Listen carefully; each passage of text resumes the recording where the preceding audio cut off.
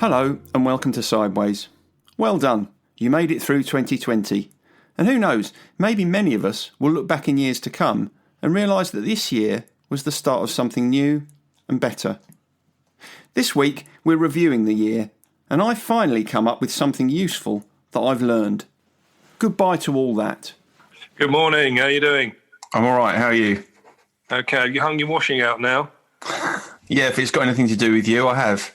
Well, it's got a lot to do with me because we had to put a meeting back 5 minutes just so you could hang your washing out. Well, 3 minutes actually, because we were due to meet at 1:45 and it's now 2 minutes. No, hang on, 12 minutes to, that's right. Yeah. Anyway, I also had to grind some beans to make some coffee. Yeah. Some coffee beans. Yeah, well, I did the same myself actually this morning. Did you? I did, yeah. Did you get any coffee beans for Christmas? I did, yes. Someone gave me some. I can't remember who. How was your Christmas anyway? It was very good, thank you, mate. Yeah, a bit different, wasn't it? A bit different this year. But I had a lot of it was back-to-back Zoom meetings really, which was different, but very good. You had a virtual Christmas. I did have a virtual Christmas, but I did have a Christmas dinner brought round to me. Oh, well, actually, I went and picked it up just round the corner from me, so that was nice. Oh, it's a shame it wasn't delivered, because I was just going to say that you've probably reached the age now where you must qualify for Meals on Wheels now, don't you? I do. It's got a lot going for it, mate. There's no washing up involved, or very little, and all the effort's done. It's fantastic. And then in the afternoon, you can go out for a little stroll, can't you, with your Zimmer? To walk it off, yeah. I can't get very far with that, but yeah. Mind you, I suppose the only difficulty with having a virtual Christmas, you can't have. I think I've said this before, but one of my abiding memories of my younger years coming around your house on a Boxing Day was that there was always a plethora of board games on the go. Yeah, there was, and I think that I'm sure that could have been done on a virtual basis as well. But in fact, I suppose the quiz has taken over from that, hasn't it, on Zoom? Oh, I suppose it has, yeah. Although we've played a few board games over Christmas. We played Risk on Boxing Day, and I've been saying for years to the children, I must teach you to play Risk. It's a really good game. And then when you played it, it was terrible, really boring and awful. It takes so bloody long as well, doesn't it? It's outrageous. Well, you say that, but then yesterday we played Monopoly. Oh, did you? I swear, by the time I went bankrupt, I virtually lost the will to live. But the thing that did make me chuckle through that was, the chance and community chess cards. I was constantly. It must have happened about 4 or 5 times in the game. I picked up the card that said "drunk in charge," and I had to pay a £10 fine. I basically spent the entire game either paying fines for my drunkenness or landing on go to jail. There's a correlation between the two cards there, certainly. But it's I don't know how. A £10 fine, not really a big. It's not much of a deterrent, is it? Not really, or a penalty for doing that. But yeah, times have moved on. You can't buy a house in Mayfair for £200 anymore either. No, that's true, and certainly can't get one for £50 in Whitechapel. No. I mean, 2020. I mean, it's been a bit of a shit year for everyone, really, hasn't it? I know. I've looked at the notes I've been making as sort of a bit of a review of the year, really. But it's been difficult, hasn't it, all round? It has, although perhaps just the way I woke up this morning. But when I was coming back from walking the dog this morning, I was thinking, well, what if 2020? What if we are able to look back on it in years to come and realise that 2020 was a kind of the moment of some sort of sea change, where there has been good stuff that's come out of it, hasn't there? I mean, there have been. An illustration of the brilliance of our scientists and the speed at which they can work. There have been a lot of models of people coming together and supporting one another. I mean, your Zoom groups for Aspire are an example of that. So, yes, there has been a lot of chaos and destruction, but I think if you look for it, there's also been good stuff. And there's been a lot of opportunities for families to spend more time together, which has been lovely. Well, assuming you like your family, that is. Well, yeah. Well, thereby hangs a sale. But I think that when I was looking at making these notes, I did those positives that you've hit upon, they're further on down my list. But exactly right. There has been some real success stories. I just wanted to go through some of the problems that have sort of I've seen emerge during this lockdown period, really, which has been a bit. They've been the subject of some lengthy discussions on our Zoom meetings. I mean, we've seen the lapse rate nationally in the recovery community increase quite dramatically. Yeah. To a smaller extent to the groups that I'm involved in, but I think that we've seen bereavement obviously at a pretty widespread level as well, and that's been a major cause of relapse in the past, and that's obviously been ramped up, isn't it, with COVID having this sort of an unnatural spike in the death rate around the world, not just in the UK.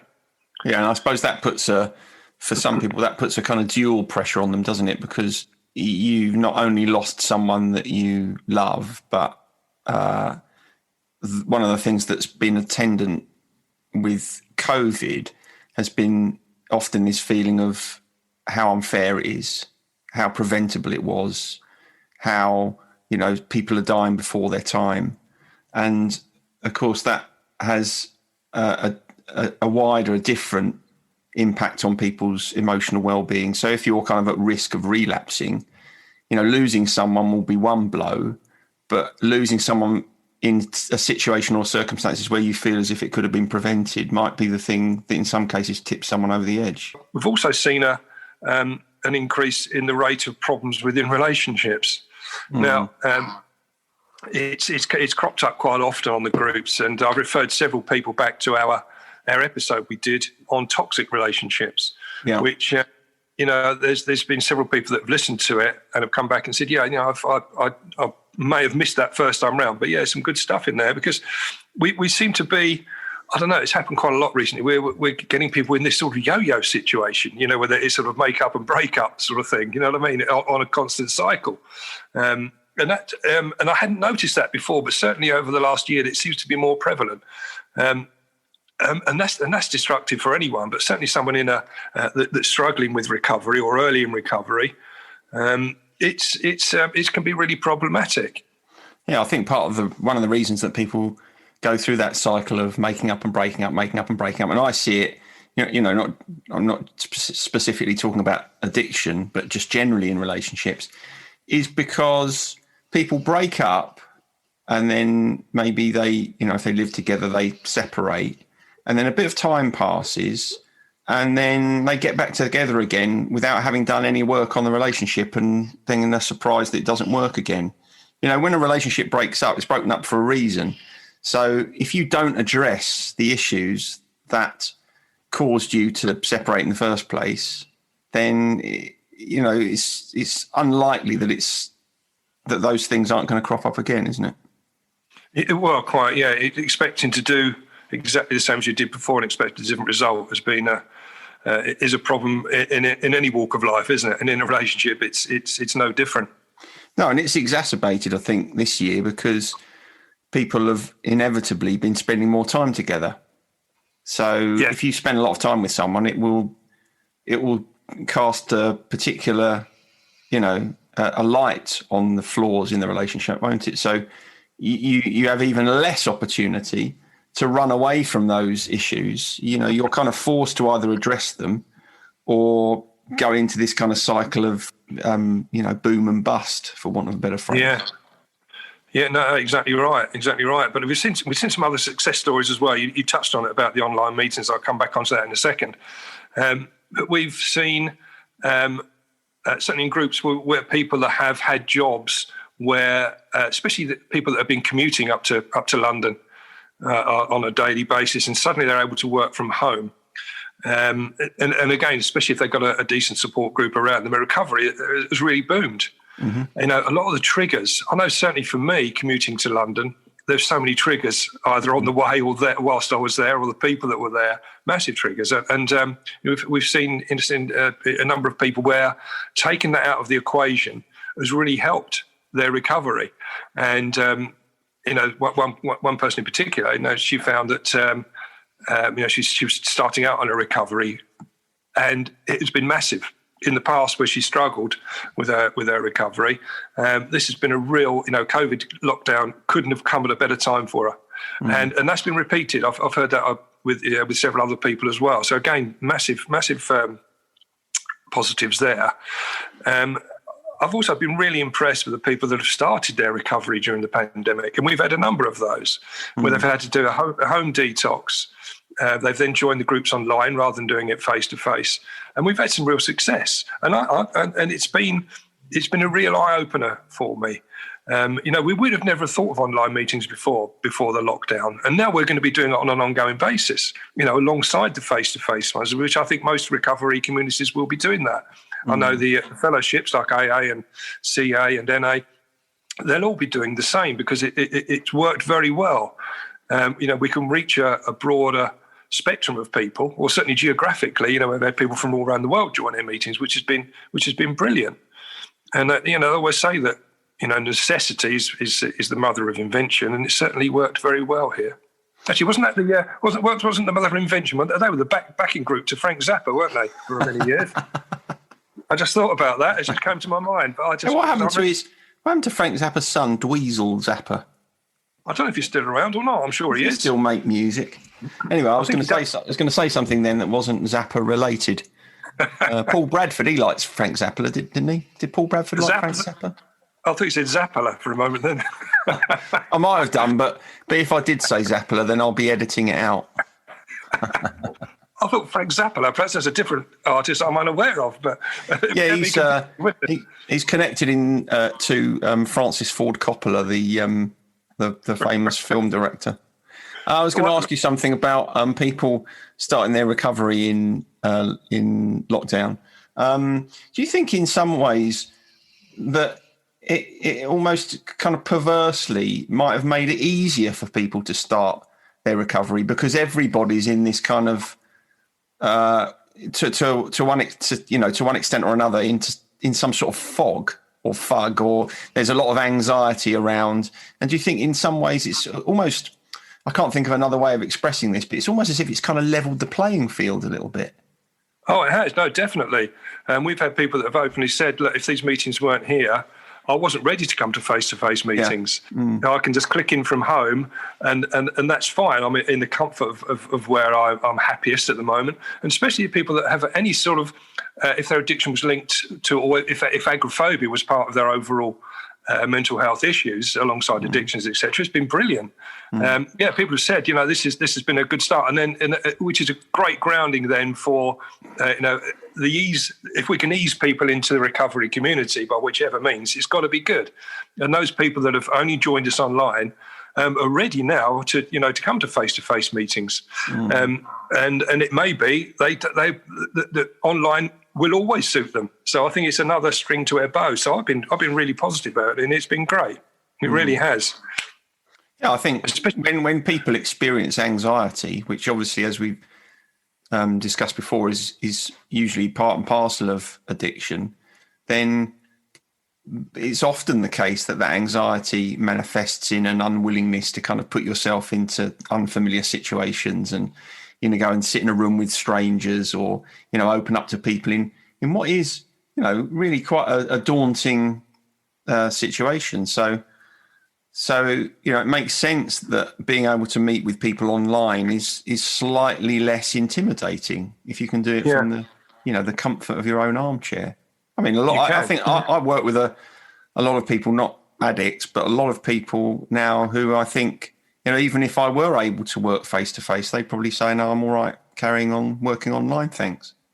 And obviously that's nothing to do with, any personal hygiene issues that I have, I'm sure. I wasn't going to bring that up, but as soon as you mention it, no, I think you're right. It is the opportunity for people to engage where perhaps they wouldn't have done in the past. So I'm all for it. So that has been a real positive. It really is. But when I was looking at putting my notes together, and I took the opportunity to look back at some of our episodes as we're sort of doing a bit of a review here of the year. The first one we very cheerfully entitled, it was the first one of our year in January, was suicide. Which, I remember that one. Yeah, I remember. Yeah, which was not what we intended to start off. It was one of those ones that ran off at a tangent, wasn't it? Because we started off talking about Tony Adams, a footballer, and it went off at a tangent. But I think quite somber. It's quite somber, that piece, wasn't it? As I recall, it was. It was. Yeah, it was. But again, looking back and listening back to some of our episodes, they have become probably more cheerful over the year. I think that they've been more jocular, which I'm in favour of. Well, mind you, when you consider that our first episode of 2020 was on the subjects of suicide, in the context of what came after in 2020, it probably doesn't look that out of place, does it? Really? Because we've seen the suicide rate spike. Yeah, very much. Yeah. Yeah, but so that was initially was supposed to be about Tony Adams. I looked at some of the other people we discussed during the year. Tony Slattery. Have we only talked about Tonys this year? No. Well, we did Matthew Perry, who played Chandler Bing. So that's not Tony. Yeah. Well, perhaps his middle name's Tony. Perhaps. Elton John. He's not a Tony. We did him, didn't we? I bet he's won a Tony. He probably has. Homer Simpson. We did well. Now I'm struggling for a Tony reference. Yeah. Go on, Homer Simpson. There is. Homer Simpson. I can't speak today. I don't know what's happened. I think you're trying to do it in the voice of Sean Connery. Homer Simpson. He died this year, didn't he? I think he did, didn't he? That's very disrespectful. Taking the mickey. It is. Smashing.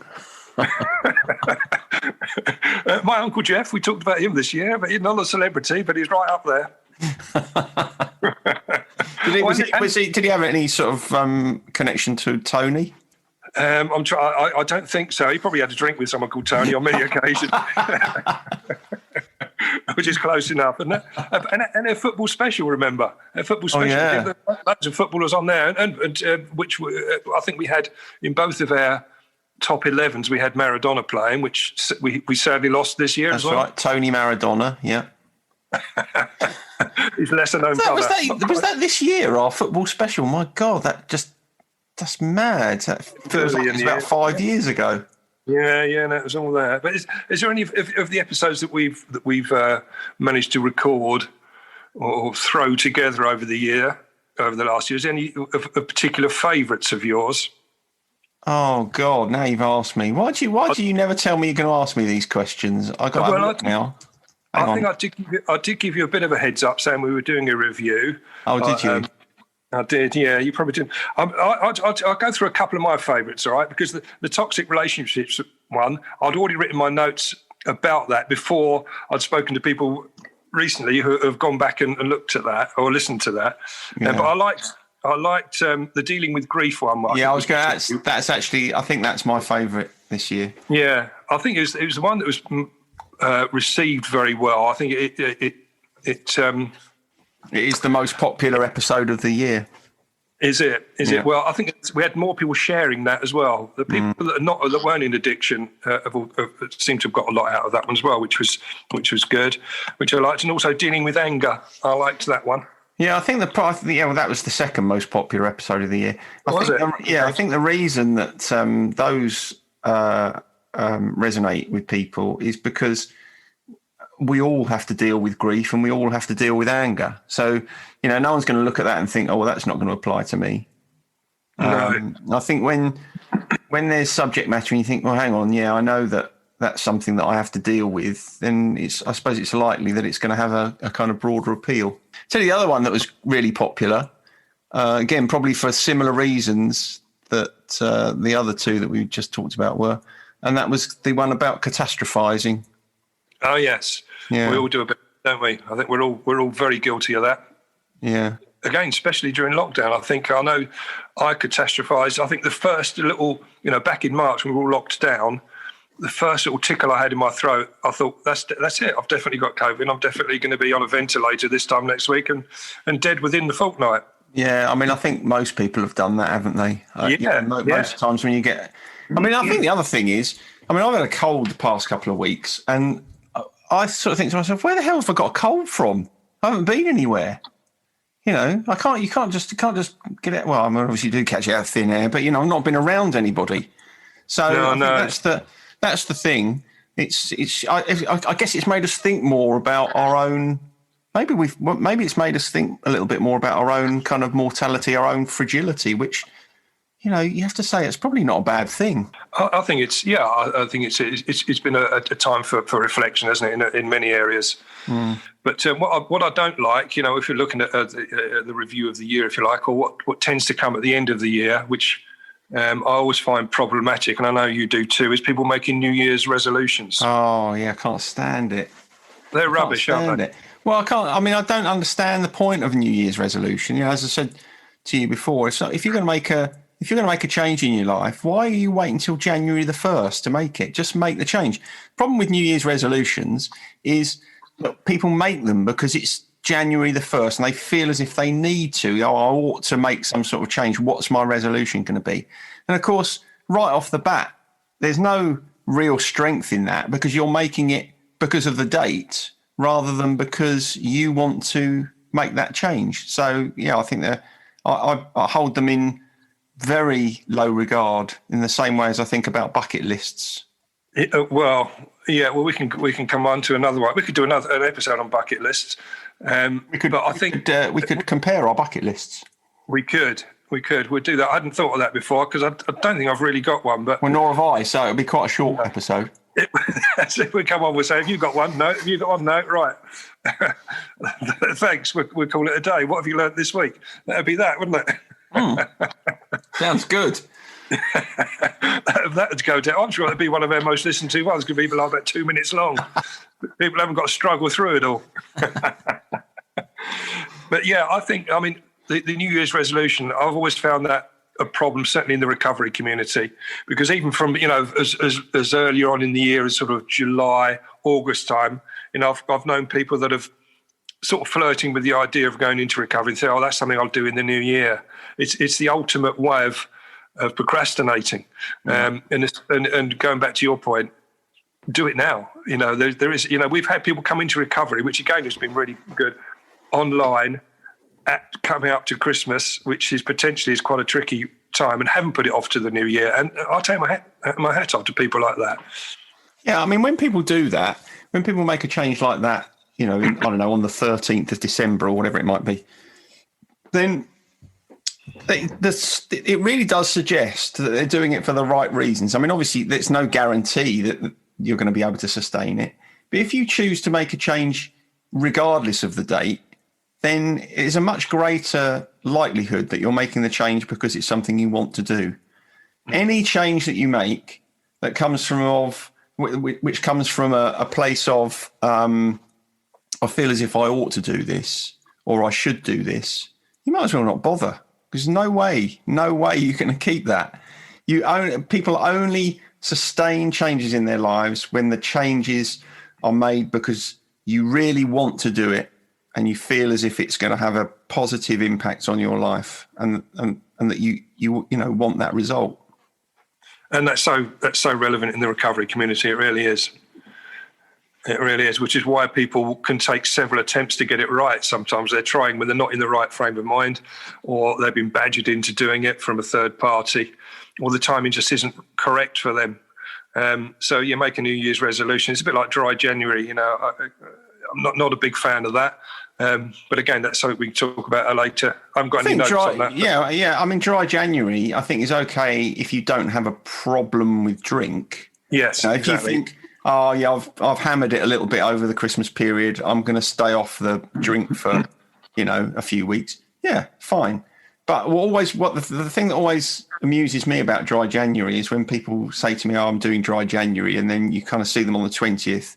You say, how's dry January going? Oh, no, I couldn't keep it up. It's like, that's interesting. You couldn't go 4 weeks without a drink. So, I thought I was going to say, I can't remember what it was. Well, it can flag up an issue. That is perhaps potentially one of the positive points about it. But whether people would do anything about it when that issue has been flagged up, I don't know. But what I have found is that people that have white knuckled it through January and then blitzed it for the rest of the year, which almost takes away from, they think, well, I can't be that bad because I was able to give up for a month. And that really is almost like the ultimate binge drinking session then between, February and December.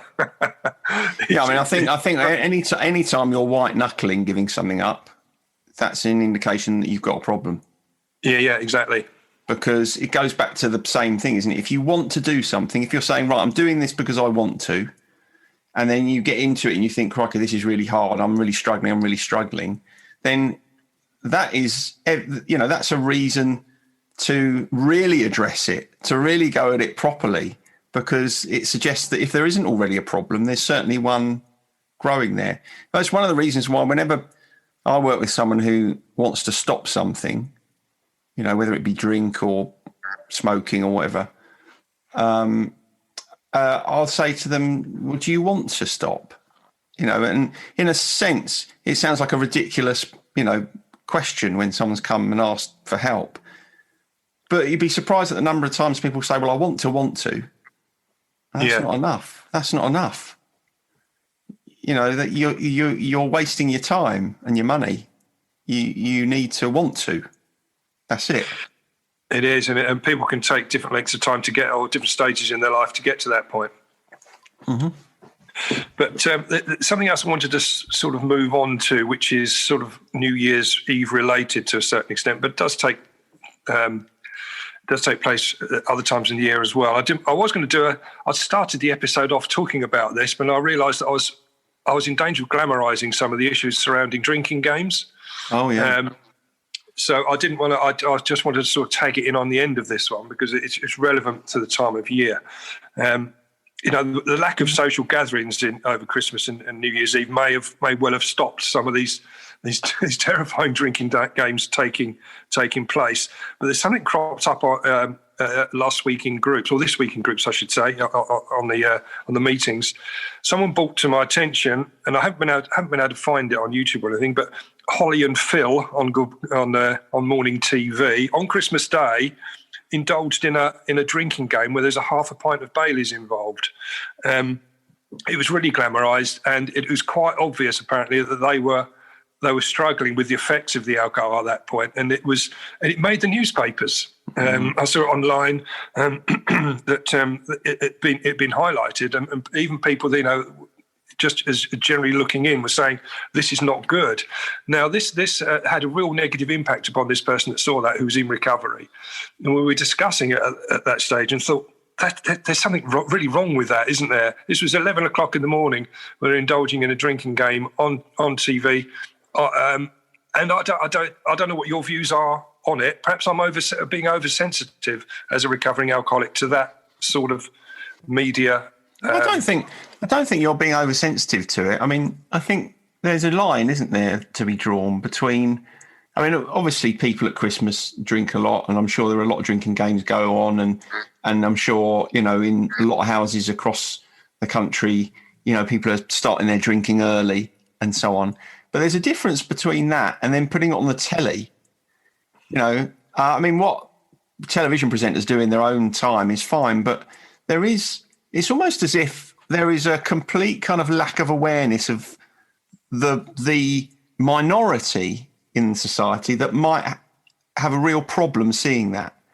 And I think that's it's part of a wider problem in our society. We don't really care about the minorities, do we? We don't really. No. Nobody really gives a shit. It's like, oh well, yeah. Most people will find this entertaining. Most people will think this is funny, but that's not enough, is it?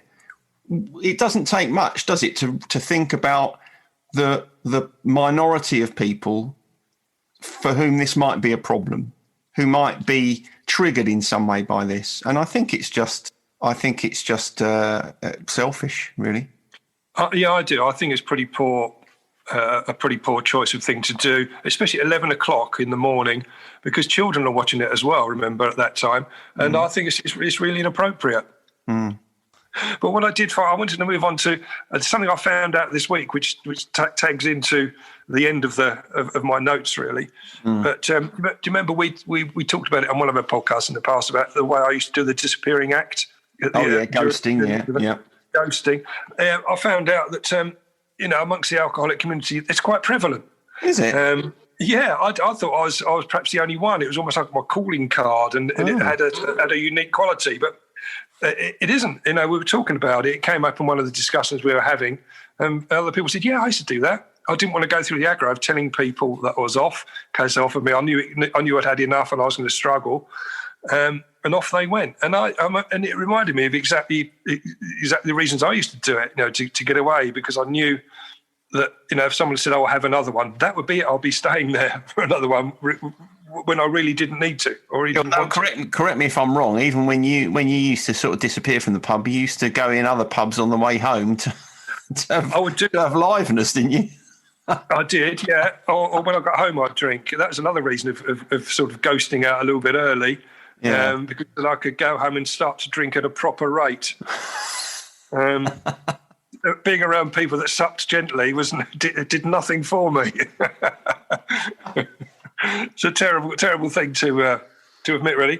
Yeah, I'm sorry we frustrated you so much in those days with our slow drinking. Yeah, I was going as fast as I could. You didn't put your back into it, young man. Just as well. Yeah, right. Have you learnt anything this week? Anything? Yeah, I'll tell you what I've learnt this week. If you take the top off a mince pie and put a nice slice of Stilton cheese on top of the pie and then put the top back on, and then stick it in the microwave for 15 seconds, that, my friend, is the way to enjoy a mince pie, let me tell you. No way. That's absolutely top of the pops. Is it? Well, I've got some mince pie. I'm going to try it, and some Stilton. Yeah, right. You very kindly gave me some Stilton as well, didn't you? I did for Christmas, yeah. Get the top off the mince pie, a nice piece of Stilton in there. It's knockout. That's probably, in the whole year, my best contribution to what have I learnt this week. I'd agree, because I'm actually taking notice of it. Yeah, it's possibly my only contribution, actually. I'm thinking about it. I'm going to try that later on. Thank you. Yeah, you're welcome. Yeah, and I think other people should perhaps try it and let us know what they think, because it might not be to everyone's taste. Yeah, make sure it's a mince pie, though. I can't promise you it will work with other pies. It might not work with an apple pie, although I probably would work with an apple pie. I don't think it'll work with a cherry pie. Yeah. So would you have heated the mince pie up beforehand anyway? Or well, you could have done. You could have done, but I would just take a mince pie from cold. Oh, well, you know. So my last guilty pleasure of the year. Oh, go on. Music-wise, have you thought of anyone? You know, I think I should be let off this week because of that fantastic mince pie hack I've just given you. It's not a quid pro quo situation. Go on then. What's your last musical guilty pleasure of the year? Yeah, it's not. Well, I think it's one we might like to discuss, actually, but it's one by David Brent, "Free Love Freeway." Yeah. Oh well. Okay. Yeah. No, I think it's a bit of a guilty pleasure because it's from a made-up character by Ricky Gervais at the end of the day. But I remember he first aired it, didn't he, in the Office series on that Training Day episode, which was just fantastic, where he started it there. But since you and I went to see that. Yeah, we did. We went with Tom, didn't we? Yeah, that's right. Yeah, we did, to see it at the cinema. And yeah, the "Free Love Freeway" single, now it was put into, properly done in the studio. I think is really good, but I'm sort of embarrassed about liking it. Is that wrong? I don't think you need to be embarrassed about liking that. And to be honest, I like a lot of those songs from that film. And when we first saw that film, I thought, oh no, I'm not sure about that. But I've since watched it a couple more times, and one of those films gets better with every time you watch it. I agree. It was what was it called? Life on the Road. Life on the Road. Life on the Road. And yeah, I agree, because I've watched it. It's been on Netflix. Yeah, it has. And I've listened to the soundtrack on Spotify, and it's been really good. Yeah, there's some great tracks on there. Equality Street is another fantastic. Have you seen the video to Equality Street? Yeah, I think you showed me that initially, the video to it, which is, again, absolutely brilliant. So, although I'm a bit embarrassed about it, I'm quite proudly embarrassed about that one. Yeah, no, that's okay. I think you're all right there. Yeah, I mean, I'm sure some people would be sniffy about that, but no, that's all right as far as I'm concerned. I think this year of all years, we have to take our joy where we can find it. Yeah, I think that's a great note to end the episode on as well, isn't it? and to end the year on, because this episode will be going out on New Year's Eve. On New Year's Eve, yeah. Well, to all my friends, my recovery friends, stay safe over the New Year period. Let's hope that none of our listeners find themselves in a position where they need to have January the 2nd off. Exactly. Although, of course, January 2nd will be a holiday because it's at a weekend. I'll see you on the other side then. Good stuff. Well, Happy New Year to you. And to you. Cheers, mate. Laters. Bye. Bye.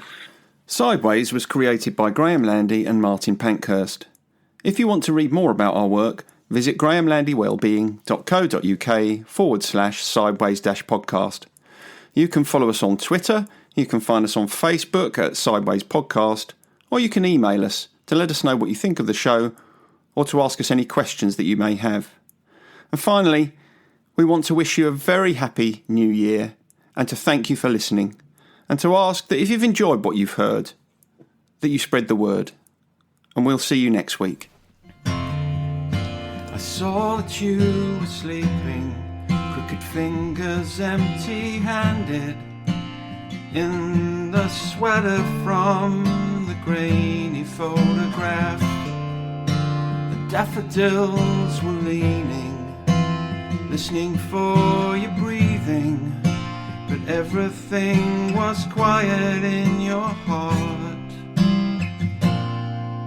And the days are long, and there's nothing on to take my mind away from all the trouble that I've caused. And birds still sing where they don't fit in, but nothing stops the march of